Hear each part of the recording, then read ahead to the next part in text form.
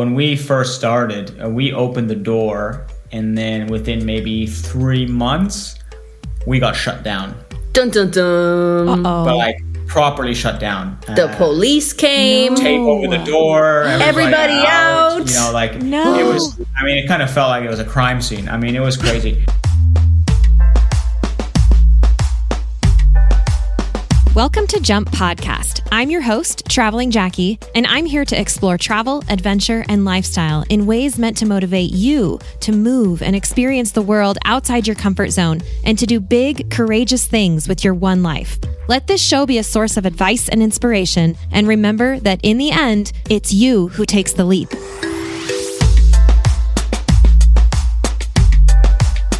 Hey everyone, thanks for joining us today. And maybe you noticed something new when you hit play on this episode. We do have a new intro with some fun new music, and it's part of the refresh that we're working on behind the scenes over here that I mentioned in recent episodes will be happening. So yeah, we're moving forward. It's a new year, new opportunities, new sounds. So happy new year to you wherever you are. And again, thanks for being here. I have one of those fun travel stories for you today that resulted in me inviting some people I met while I was traveling onto the show to share their story. Earlier in 2024, I was in Europe for 6 weeks. And during that time, I spent a few days in Girona, Spain, which is up in northeastern Spain on the Costa Brava. And while I was there, my friends and I happened upon a little cafe that immediately impressed us. It's one of those places where you walk in and you almost don't know where to look because it's so cool. And I don't know about you, but I love ambiance in a place. It is absolutely make or break for me. So not only was this place just beautiful and welcoming, but the food and coffee were delicious. And it turns out that the owners, Amber and Christian, are originally from Canada. And of course, we got to chatting with Amber about their story, and ultimately it led me to inviting them to come talk about it on the show with us. So we get to meet Amber and Christian today to find out more about how they were able to move to Spain and start a cafe and have been living there now for 16 years. We're so grateful to Oboz Footwear and Osprey Packs for partnering with us and supporting the podcast. So please stay tuned for more about them later on. I have an opportunity for you to join me in real life for some real travel. Here's the latest Jump Adventures update. We are going to Greece for a bike and boat island hopping adventure this May 9th to 16th, 2025, and we still have space left. Check out jumpadventures.com to learn more and book now. We're going to have a yacht all to ourselves with ensuite cabins on board, so you get to sleep in the same bed every night as we start in Athens and make our way west toward the island of Corfu. You'll have your own bike for the week, e-bike if you want one, for cycling the islands as we go, in between meals crafted by our private chef on board, and all the relaxing you want to do on the top deck under the Mediterranean sun. These bike and boat adventures are our most carefree and relaxed trips. All you have to do is say yes and show up, and there's still space. Head over to jumpadventures.com to grab your spot now, and we'll see you there. They're actually already here on the line with me. So Amber and Christian, thank you so much for being here, and welcome to Jump Podcast. Thank you. Hello. Hello. So why don't you guys take a few minutes to, I mean, we're all just kind of like, who are these people? You know, how did they end up, how did this end up happening? So let's start at the beginning, actually, and talk about maybe the beginning for you guys. I mean, how was it that you came together to eventually get to Europe, and where does the story start for you? Well, we are a bit of a mixed bag of adventure, I will tell you that. And it starts off a while back. Christian and I have been together a really long time. We met when I was only 16 years old, and he was 21. So we had a 5-year age difference, which as you grow older, it's not that big of a deal. But when you're still in high school, bringing home a 21-year-old to meet your mother, it's a little bit more intense. But so we met when I was young. I was working, oddly enough, in a coffee shop. Mm-hmm. And so he was coming in and he was my client. I would make him coffee and he would come in, find out my schedule in a non-creepy way. And that's how we first met. And he was in Vancouver as well because he was trying to be a professional cyclist. So that's kind of an interesting part in our story, that when we met, he was on his bike every day and working. His dream was to be on the European World Tour. So riding the best races in the world, races that you might be familiar with, the Tour de France and all those. So he was riding every day and training with the goal to get a contract in Europe. Yeah, and then luckily enough, it kind of all came together, and we moved over to Girona in 2008 when I signed my first sort of real professional contract. And at the time, it was with an American team that had chosen Girona as its base to set up the team.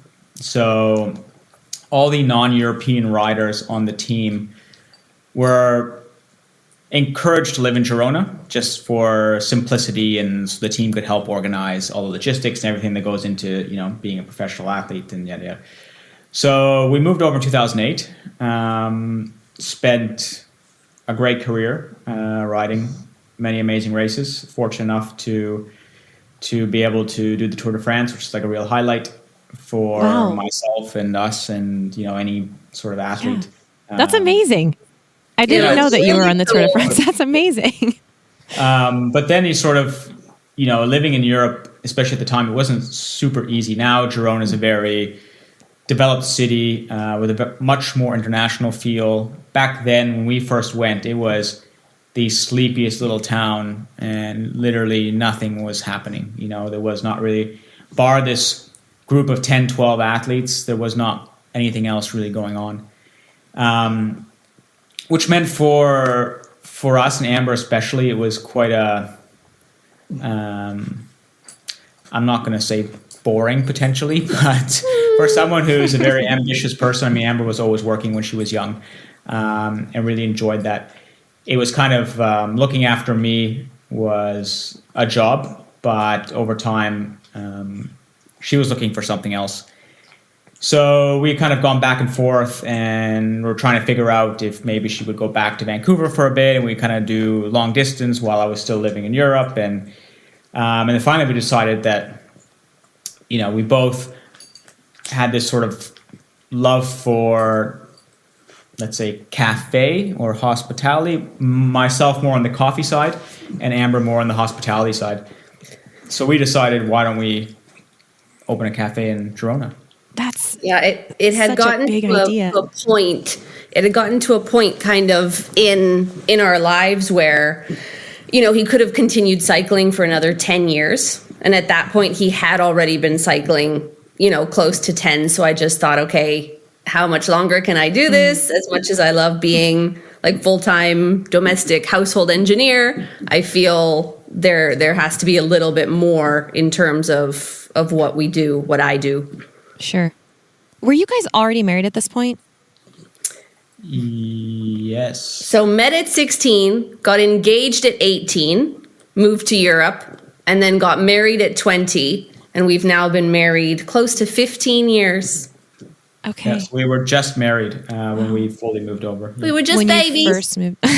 Just little babies. Yeah, but what a neat opportunity. So did you being on the team and then you two being married, that must have made the visa process easier, right? You had a reason to be there. What did that part look like for you?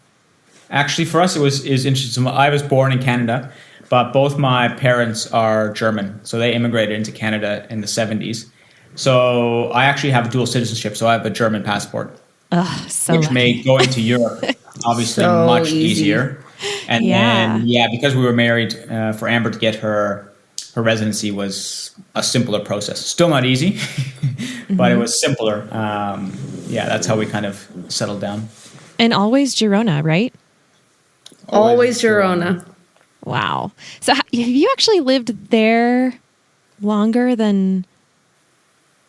I guess, it's like, that's your home. You've lived there, longer than you lived anywhere else? Or what does that look like right now? Yeah, I mean, we've traveled a lot, especially with Christian being, you know, a cyclist. He's always doing races everywhere you can imagine in the world. Sometimes I would go with him.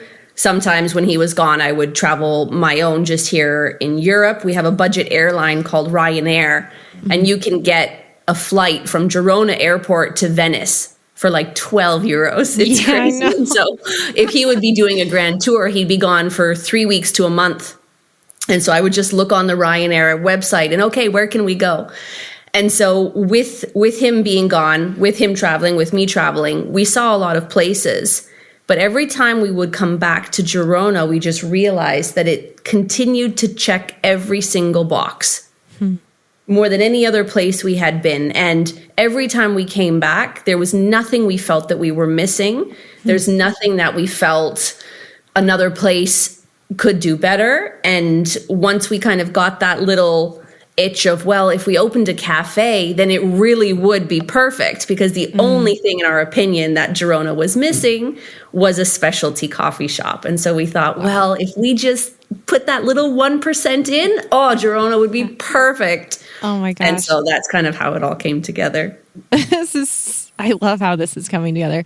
May I ask, before we get into that part, what were some of those boxes that Girona ticks for you? Because it's a beautiful town. It is so cool. And so I'm just wondering, like, what is about Girona for you that does it? Well, we can do a rapid fire. I'll say one thing and then you say one thing, okay? Weather, amazing weather, so sunny. The mountains are close by, Pyrenees. Yeah. You have an amazing coastline. Like you said, the Costa Brava. Within 30 to 40 minutes, you're on the beach, sun in your buns. High-speed train to Barcelona, less than 40 minutes to get to Barcelona. And Barcelona Airport is probably one of the best airports in Europe for direct flights to other places in Europe. Then it's a very economically priced place. So especially being from Vancouver, like the rent here was extremely affordable. Your everyday groceries, everything like that, it's very well priced compared to where we were from. I mean, for me, the sports, like the training for cycling and now running and all that sort of stuff, skiing, is just perfect. I mean, it's the most amazing place to be able to do sports. And the food, let me tell you about the food. So you have the whole Mediterranean kind of food palette, but then because you're so close to France, you get a lot of kind of influence there. And then of course you're just on top from like Morocco, so you get some influence there. And then I'm sure you know we have the best restaurant in the world is just 5 minutes outside of Girona. It's called El Cellar de Can Roca, and they've been ranked #1 restaurant in the world, I think a few times. I think they maybe 3 or 4 times they were #1 in the world. Yeah. So just in our backyard, you can go and eat at the best restaurant in the world. And then Girona and kind of Barcelona has so many Michelin guide restaurants, a lot of like different fusion spots. And so anything you need, it's just here. And if it's not right here, it's like an hour away. Yeah. It's not so bad. You're really selling it. Really. It's like now the cat's out of the bag. Yeah, right. And like Christian was saying, when we first got here, it was a lot different. It was sleepy. It wasn't on the map. Not a lot of people investing, not a lot of people wanting to put in, the money.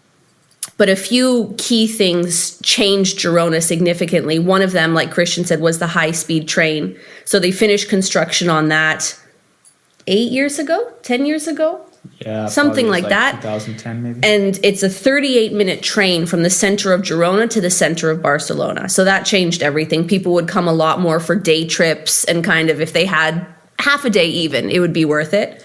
Then they filmed Game of Thrones in Girona. Yeah. Woo! That really changed everything. We still get people coming in like, this is where they filmed that scene in season 7. And so it just slowly, and then like Christian said, with more sporting events and more professional athletes coming to live, we then got triathletes coming to base out of Girona. And so it just kind of compiled into this perfect storm of having everything. Yeah, it's so cool. And now it has specialty coffee thanks to you guys, right? Yeah.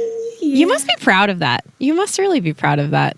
And your place is so cool. Okay, so let's talk about that, because the coffee shop you call it a bike cafe? Like a cycle cafe. And I don't know how we really came up with that. But I guess it's obviously with Christian being the professional cyclist, we thought, okay, let's have it's part of our story.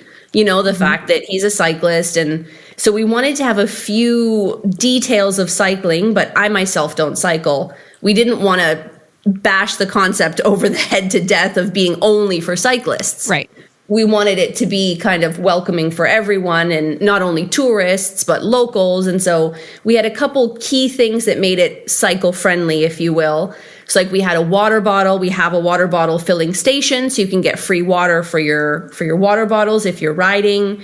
We have free bike locks. So if you're parking your bike outside, you can lock it up and keep the key. It's safe. And then just kind of that menu that allows for a nutritional, fueling kind of way of eating. So if you're coming back from a ride, or if you're going on a ride, you're eating something healthy that makes you feel good. So we had a couple little things like that I guess you would say made us a cycle-friendly cafe. Yeah, and I think also it's just mostly a part of our story. It's just like an extension of who we were. So it's kind of felt natural that we did that.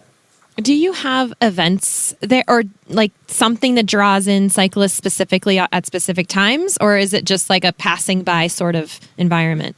No, I think it's like developed a little bit of a reputation amongst cyclists, but there's a lot of events in Girona, like cycling events in Girona, that are very popular, that bring a lot of people to Girona. But I think it's just sort of, our idea was never really, if the theme was cycling and the idea was cycling, our intention was never really to make a cycling cafe or a cafe for cyclists. It was really about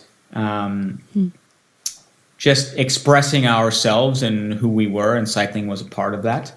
And we realized that everybody should feel comfortable coming to our cafe, because everybody enjoys good coffee, everybody enjoys good food. The decoration happens to be cycling themed. Now we've gone a little bit more antiques themed also. That's me. I love antiques. Whatever the decoration is, at the core of it, I mean, it's really about welcoming everybody to our cafe. I love that. You've done a really, really great job. The place is so beautiful. And I remember I asked you about how you found the place. So why don't you tell us again, like, how did you know that was the spot? Because and describe it a little bit, because it's like tucked away in a little plaza that's like behind, I don't know, it's in the back streets. And yeah, I think that's one of my favorite parts about this whole story, is how we got the location. And so obviously, our Spanish wasn't the best, but we meet with an agent. We kind of explain we're looking for a small place. Obviously, we didn't have a ton of money to put into this project. So we thought, we're going to always start small. If it grows, that's great. And so we kind of told him what we were looking for. And he had this one place that he said, well, I'll show you it online, but you're not really, it's not really a good one, but I'll show it to you. And we saw the photos and we loved it. So we said, yeah, let's go take a look. So he's walking us down this alleyway, far down, off the beaten track, down this alleyway. And it opens up into this little plaza with these beautiful stairs that go up towards the cathedral. Century-year-old, stone steps, beautiful plaza. The sun is hitting the door. We open the door, and I don't know if there's any women listening to this podcast, but if you've ever gotten married and you've found your wedding dress, it's like the moment you see it, you just know. And we walked in, we opened the door, and the location was a 100-year-old carpenter's workshop. So when we opened the door, there were just all these little wood shavings on the floor, and you could still smell the cedar, and the light just hit inside, and it has all this amazing exposed stone on the side, the original floors. And we just saw it and we were like, holy guacamole, this is the spot. And from there, within 30 minutes, because he just let us walk around, within 30 minutes, Christian and I were ping-ponging ideas like, okay, we could put the bar here, the coffee machine over there, some seating here. And within half an hour, we knew this is the spot. And the agent just kept telling us, like, no, you're way too far. No one's going to come down here. Like, you need to go that way on the main road. And Christian and I just thought, like, this is the one. We don't want to be on the main road. We want to be a place that people seek out. And when they come down this alleyway and it opens up to this plaza, it's like they've reached the X on a treasure map of like, okay, like we did it, we've arrived. And so the space itself, really, we were so lucky to get such an authentic old space that the decoration and the architecture of the furniture came super easy, because it was just, we just wanted to let the space shine. Yeah, it has like, again, like a natural extension. When we would travel, and we traveled quite a lot, you always got such a sense of satisfaction from finding a place that you felt like not everybody could find, like stuff that was a bit off the beaten track, I suppose. But that feeling when you find that place and you know it's like more authentic and a little bit different, and it just, that sense of surprise is something that is really cool. And I think that's something that we always thought was really nice, and we wanted to incorporate into what we were doing.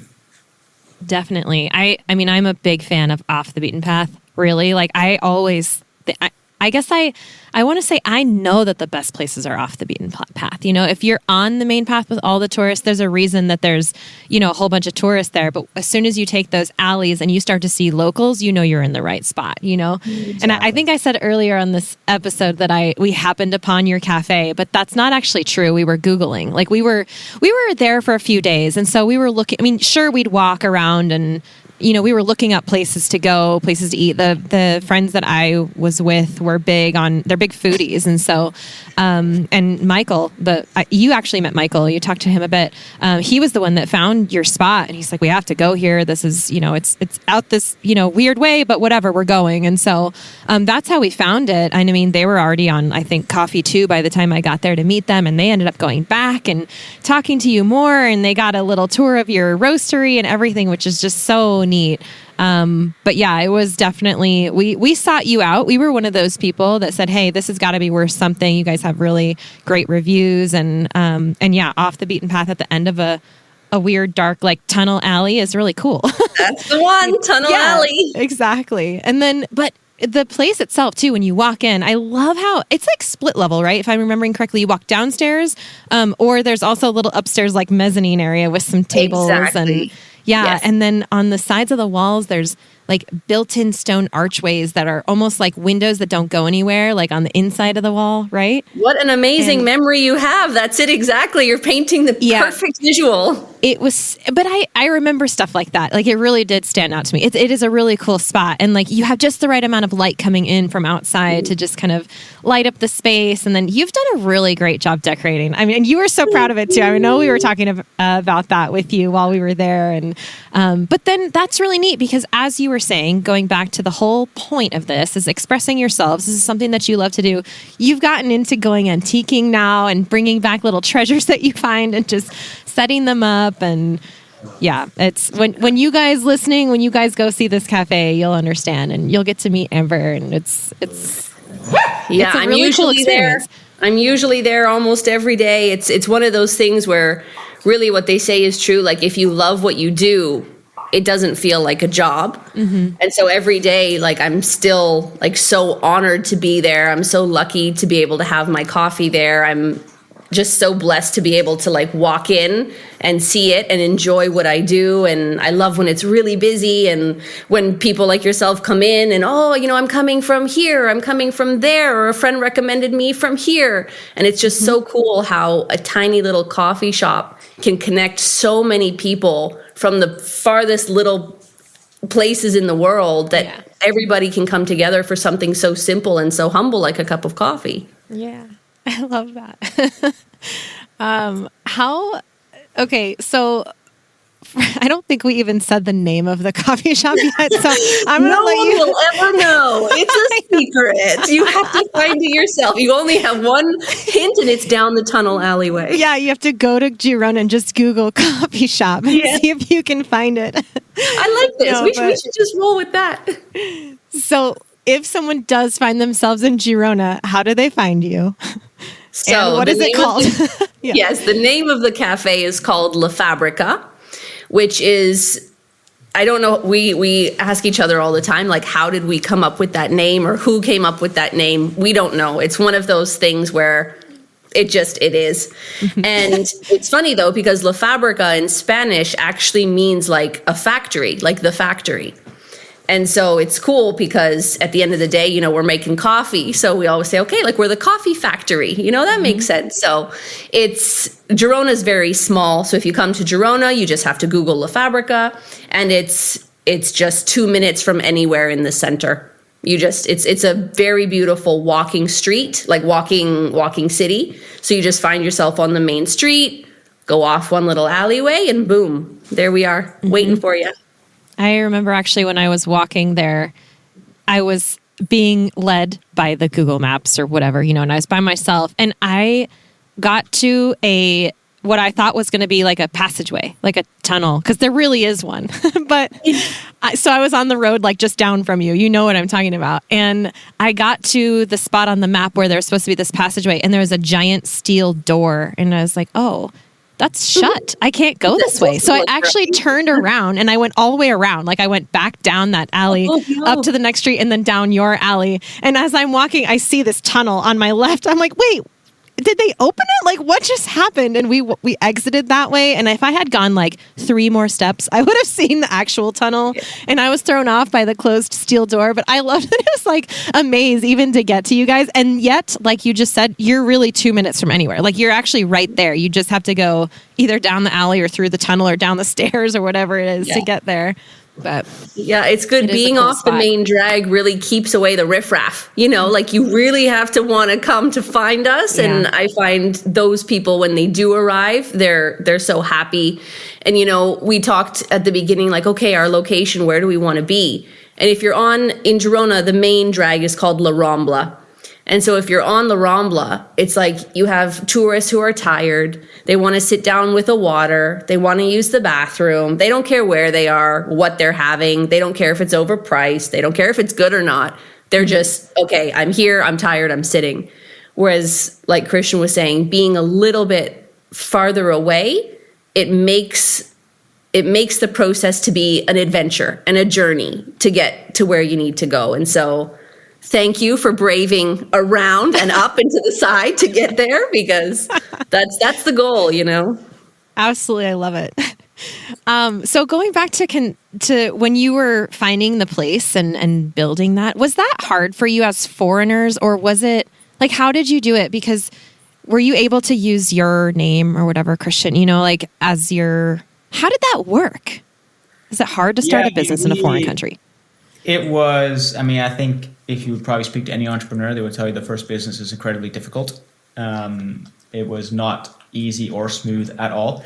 We had a local guy who was helping us, especially with like the stuff at the city hall, licensing and these sorts of things, because in Girona, they speak Catalan. We're in Catalonia. So it's a much different language than Spanish. There's some crossover, but it mixes in maybe a bit of French and other things. And it's quite a difficult language for us to learn. So we had a local guy who was helping us with all that sort of stuff. But, when we first started, we opened the door, and then within maybe 3 months, we got shut down. Dun, dun, dun. Uh-oh. But like properly shut down. The police came. Tape over the door. Everybody out. It was, it kind of felt like it was a crime scene. It was crazy. And we didn't really understand why. And then there was like some issues with the licensing that we didn't quite understand. So then we had to reapply. We had to do all this new construction, soundproofing, and all this crazy stuff. We had archaeologists in there. Like Indiana Jones, we had to hire an archaeologist. Checking to make sure how old the building was. So it was like protected and all. It was pretty hectic the first year, just opening, closing, feeling like you started over because we had to do so much work again. And opening again. But finally for us, the reopening actually ended up being better because we were granted a better license, so we could actually do more. We could be open later. We could prepare food. We could do all sorts of stuff. Oh, okay. Interesting how that was like a blessing in disguise sort of thing. Yeah. Paved a different path for you. Kind of like waiting for the blessing part, but The universe works in mysterious ways. Yeah, it was definitely a difficult journey in the beginning. But we were lucky. At the time, the mayor of Girona, he was very pro cycling. Like, he understood that like having professional teams and having these sorts of things based in Girona could really help the city in the future as sort of becoming this destination for cyclotourism. Sure. He was quite forward thinking, and for him to see a couple of young people trying to do something different, trying to make Girona their home, he was very supportive of us, and I think kind of helped a few things move along in the beginning. So we were very grateful for that. But it was definitely not easy. And it builds a lot of character, and it makes it more gratifying when you get there. But once we got into the second, third, fourth businesses, it became a bit easier once you knew what you were in for. So it was, Did you buy the building? Do you own that space? Nope. Okay. We rent. Yeah. Okay. Would you buy if you could? You know, it's funny because with Christian having been in the job that he was, we never really settled down. Like, it was such a nomadic mentality because every year when he would get a contract, it would be a 1-year contract. And so every year in September, it was like, where are we going to go next year? Are we going to stay in Europe? And obviously, looking back, your hindsight's 2020. If we would have known, we'll be here for the next 20 years and we'll open 3 businesses, I'm sure we would have done things differently. But that mentality we didn't have to, okay, let's buy, let's settle down, because it could have been a snap of a fingers. We're back in Canada. And so now that we've been here so long, I imagine at some point it would be fun to try and live somewhere else. We really love Italy as well. And so, you know, in the next 5 to 10 years, I could see us maybe opening another La Fabrica and then moving somewhere else. And so it's for that reason. We'll come right back to that. Let's take a moment now to thank our wonderful show sponsors. Osprey is the market leader in technical outdoor, travel, and everyday packs. And I've personally used Osprey packs since 2015. My favorites are the Fairview Trek 50 for multi-day hikes, the Cirrus 24 for day hikes, the Transporter Rolling Duffel 60, which is my trusty check luggage for faraway adventures, and of course, the countless packing cubes I use to organize everything that goes in them. We are proud to support each other on the podcast and beyond. We love getting outside, and we want to see more people outdoors. So find out more and join us at osprey.com. During the month of April, join me and Oboz Footwear for the fun and friendly Trails for Trees Challenge, an invitation to hike as many trails as you can in the entire month of April. For every hike over a mile, Oboz will plant a tree, and you get entered to win weekly prizes. So the more you hike, the more trees you will help plant, and the more chances you have to win. It's free, and you can register and join anytime from April 1st to April 30th. It's open to walkers, hikers, runners, and people using mobility assistive devices. Find out more and join us at trailsfortrees.com. So we don't own anything. It's all rented, and the truth is, like, we just don't know what's down the road. It's kind of a beautiful existence because, okay, we own the businesses, we plan to own them for a while, but there's kind of that excitement of, well, who knows what could happen? And if you don't own anything, you're not super planted and rooted to have to be one place for your whole life. We're very opportunistic. Yeah. Yeah, who knows? Yeah, I love that. Corner. I can tell. And you worked so well together because Christian, you do the roasting, right? You handle like the coffee side of things, the sourcing, all of that. And then Amber, the cafe is your baby, really. So exactly. Match made in heaven, the yin and the yang. It's incredible. The things that I'm really good at, he's not so good at. And the things that he's really good at, I'm very bad at. And so there's not many beautiful I'm great at. He's good at something. But it's good. It's like also being together so long. It's like I've learned what I have to be really good at, because if I'm not good at it, it's not going to get done. And him as well. Like, oh, she's not going to be doing that, so I'm going to have to learn how to do that. And so that's kind of a nice thing about growing in a business together is you become strong where you thought maybe I didn't see it as one of my strong suits, and you just kind of grow and develop into those roles. But I think that's entrepreneurship for you. Like early on, I think we learned sort of like having respect for each person's domain. I think where it can get kind of tricky is like if both people always have a really strong opinion on the same thing, where after a while we sort of develop like, okay, coffee is your thing. You get the coffee, you do your thing there, and you know what you say goes in that department. Obviously, we still discuss a lot of things, and then on the hospitality side, the cafe side, some of the food stuff, you know, it's sort of, I respect it's Amber's territory, and she can, you know, again, we'll discuss things, but she's got the final say, no matter what. Mm-hmm. Oh, cool. Yay. Yeah, that sounds like a proper partnership. Yeah, laying down the terms. Yeah. I love it. Yeah. And so you mentioned that you have a few businesses. I'm assuming you're talking about the roastery and the cafe. And what else are you doing? Yeah. So the first one we opened was La Fabrica.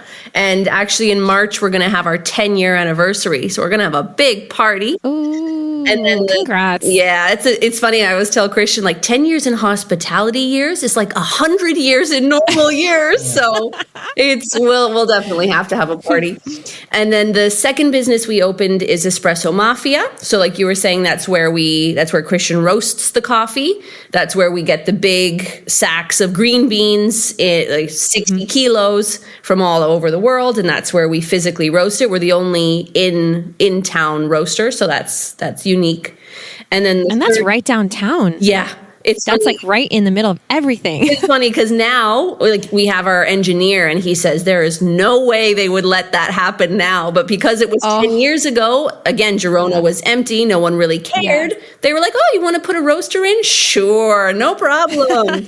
Now there's no way that would fly. No way, Jose. It's cool too because I'm sure that piques the interest of passersby. And then you can say, yeah, our cafe is over here. You know, it's just around the corner. Yeah. But that's like, you get the smell. You get that big window. Everybody can see it happening. That's super cool. It's really interactive. And a lot of people don't know exactly how coffee is roasted. So when you see like the green beans going in there and then you open up the hatch and the brown beans come out, it is a very interactive kind of like field trip feel where we have a big glass window and we'll get little kids on the outside like, oh, look at that. And yeah, it's pretty unique. It's special to see that.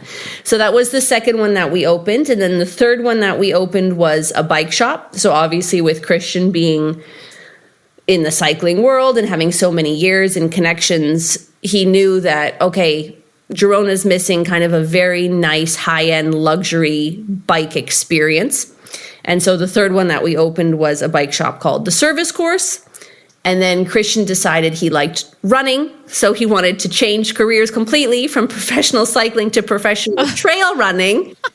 Yeah, because I guess he wanted a new challenge. So now he runs just like he was riding the Tour de France in the cycling world.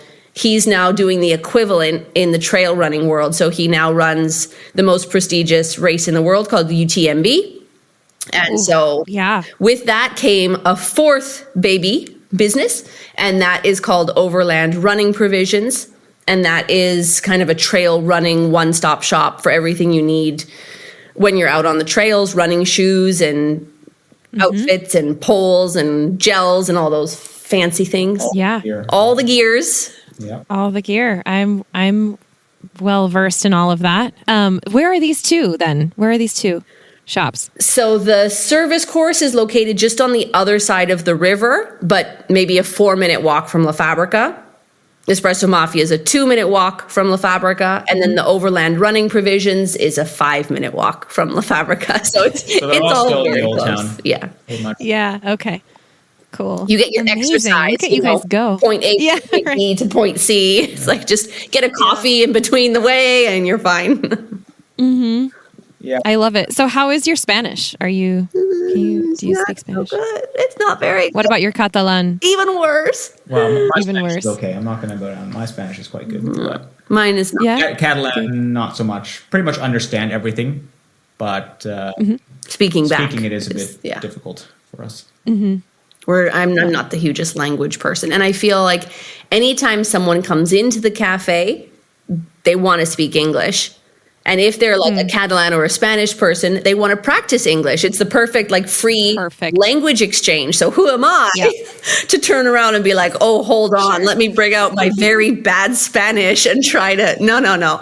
I know my weak spots and my strengths, and I am very happy to converse in English and get them a few words, and they're thrilled. They love coming in and like, one coffee, please. And it's great. So cute. That's adorable. I love it. And then do you employ locals? Yes. Yeah. We have altogether with the businesses, we have 25 employees. And it's nice because just completely personality based.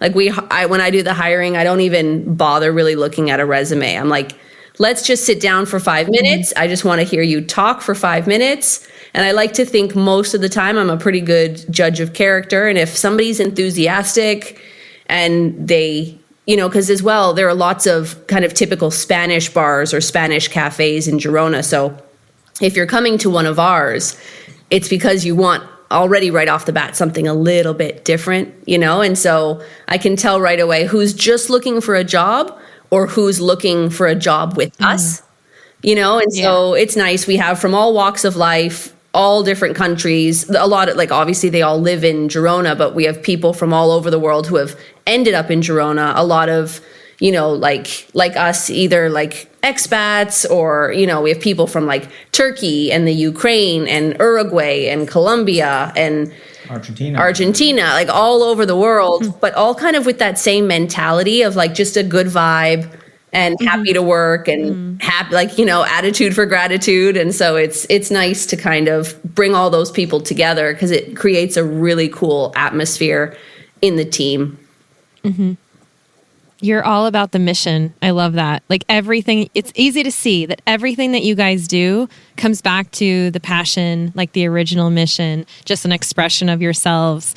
And that there's some real power in that. I think that's probably why you're so successful. So congrats on all of that because it's really a great story. It really is. Yeah, it can be easy as time goes on to kind of get away from what you were trying to do. And I think if your end goal is the same at the end of it all as it was at the beginning, and for me, the reason why we opened is like, I just wanted to do something that I loved.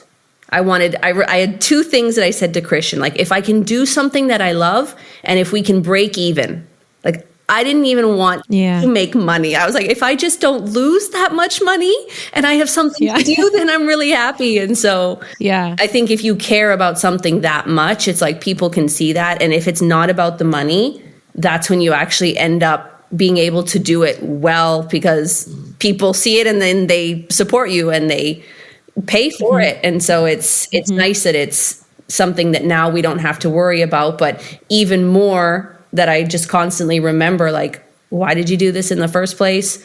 What's the goal here? And every day try to just breathe that same passion into the team and like carry on. Like we can be one of the best cafes in the world. And my team's amazing, really. Like all the people that, it's really such an honor when people come in and they work for you. That's such a crazy thing. They come in, they spend 40 hours of their week working for you. That is a huge honor. And I take that responsibility very seriously. And I just try to make sure, like, if they're happy, I'll be happy. If they're happy, my customers will be happy. If you have unhappy or underpaid or overworked, burnt out staff, how are you supposed to execute a vision of, happy vibes and a good, ambiance if everybody's burnt out or unhappy? That would never work. It seems so simple, but it's really, really important. And so it's nice now we're in kind of like the off season. We get a bit more time to breathe, a little bit more staff interaction. And it's just such a nice balance. If you come here in the summer, if you come here in the winter, it's two completely different cities, in terms of how many people there are. So it's nice to have the balance and everybody's recovering and relaxing a little bit more. Yeah. So that's nice to see too. I love it. I feel like it's contagious, the passion that you have for it. It's contagious. So I can see, and we felt it. What? So much passion over here. It's great though. I'm sure you have so many regulars that just go there all the time, every day. Like I could see that happening so easily. Yeah. And again, it's like just so humbled and grateful because when you open the door, when you're sitting on the terrace, we have such a nice mix. Like we're so lucky that we didn't like pigeonhole ourselves to like only cyclists or like only snobby hipsters or, you know, only tourists. And anytime like I look around, I'm just so happy because we'll have a mix of everything. We have students, we have expats, we have local cyclists, we have cyclists from Australia, we have young, old, babies, dogs, everything. And so it's really nice that, you know, I just, from the very beginning, it's like everyone is welcome. We can't price things too high. Like if you want to come and just have like an espresso and a croissant, it has to come in under €5. But then if you want like our luxurious fruit plate with the gold dust and the edible flowers, okay, that's there too. But we just wanted to have a little something for everyone. And then by that way, everyone can kind of be a part of what we're trying to do, even if it's just a little cup of coffee, you know? Love it. I love that. How would you, I want to ask you about like the difference now that you're 10 years in, you're established in Girona, you've had 16 years there, looking back to when you used to live in Vancouver, maybe share a few things, maybe like 2 to 3 things, your favorite things about how your life is different now than before. You go first. I go first. Okay. I'd say the best thing that we have is like a home, you know? And so it's like now that we've really settled ourselves in Girona, like Vancouver is nice. It's a beautiful, beautiful city, but the way of life, the way how you conduct your routine somewhere like the European lifestyle, it is just so hard to beat. It's so hard to beat because everywhere you go, it's all about slowing down. It's all about taking your time with family, a good work-life balance. Whereas from my time in Vancouver, I remember like it's all just so much about the race. You know, it's about who can work more hours and get that promotion, to get that car, to get that house. And here it's like your goal is to have a nice work-life balance. That's the goal. It's not about material things or what you can buy. And so I'd say that's one of my favorite things about being here and how our life changed from, you know, I was working in a cafe over there, but how different it is to be in Europe and just have that chip change of like, slow down, take things easy, you know? So that's one of my favorite things. I would say not having to drive a car. Ooh, that's a good one. Pretty much you can walk everywhere. The only time we would really drive a car is if I wanted to go to the mountains or go to the coast. But living in Girona, you don't rarely drive a car, which is super nice. Yeah, no traffic, no rush hour, no commute. We wake up, we walk out, 10 minutes, we're at work. Yeah, that's a very nice thing. Everything is meant to be walkable. You know, like Europe in general, obviously Canada is so big, North America is so big, it's difficult to live anywhere without a big commute. And so that is one nice thing. It's like we've gotten very in touch kind of with a more slow, basic way of living, which I think in North America even if you tried really, really hard, I think it's more difficult. I would imagine. Absolutely, because it's not the same part of the culture. It's it's just a different culture. Yeah. But yeah, it sounds like you guys have almost made your not your world, but like your nucleus like a little bit smaller, so that it's just manageable and chill and full of passion and fun. Yeah. And then you still have access to the greater world so easily because Girona. You know? Yeah. It's pick and choose lifestyle, I guess. Yeah. And it's funny because, you know, people approach us often, you know, and, you should open a La Fabrica blank.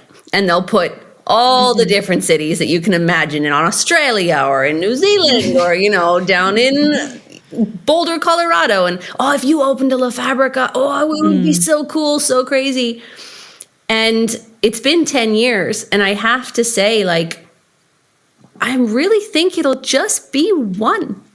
Just the one and only, and of course we could franchise, we could open another one. And every once in a while, I sit myself down and I think, okay, because we've had some very close calls where I thought, okay, let's open another one. And I sit myself down and I really have to ask myself, like, Amber, why are you doing this? Is it for the money? No.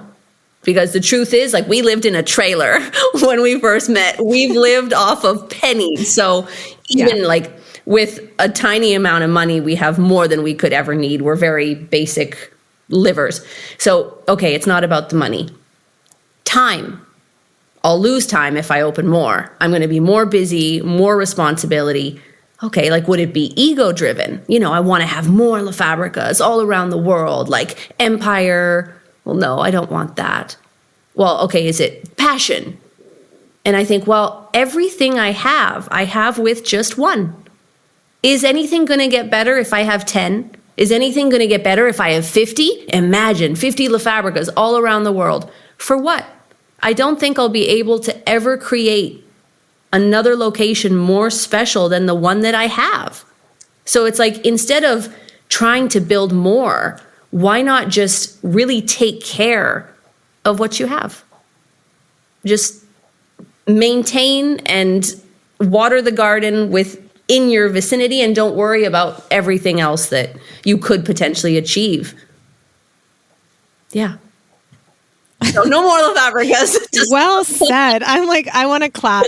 I just want to clap. I'm like, mic drop. I don't know. I think we're done. Like, that was amazing. Bark and kind of interrupt that was segment. So, yeah, I know, right? It was so good though, because it's so true. And I think that it applies to so much. Like, you're obviously applying it to your life and your story and your business. But I know, as a listener of this conversation, and I think for the people who are listening to us now, we're all applying it to, how does this apply to my life? It's a reminder to think about your why. What are we doing this for? What is it? It's your X, whatever it is. What are you doing it for? And why would you really want to take it to the next level, or whatever it is? Like, to look at that very closely and to pay attention to the value of it, the real value of it, and what it stands for. And I love what you guys stand for. I love your story. It's so inspiring. And I'm like really grateful that you were able to share all of that with us today. I think it's amazing. It's a fun little story. So when it's all said and done, like, as it is owning your own business, opening your own business, it's one of those like big life-changing, character developing decisions. And I'm not sure there's many people out there who would say like, oh, I regret opening my own business, because even if that business doesn't succeed, you learn so much about yourself, and you grow so much that if you are a positive kind of thinker, you can think, well, like, that's one more step into down the road of what I will become or what I will achieve. And so if there was anyone ever on the fence about like, oh, should I open my own business? It is 100% worth it. It's rewarding, and it's huge on just discovering who you are and things that you didn't think you were good at or possible to achieve. So that's even capable of. Yeah. Yeah. You just put yourself in a place to grow and expand, and you do that no matter what the outcome is.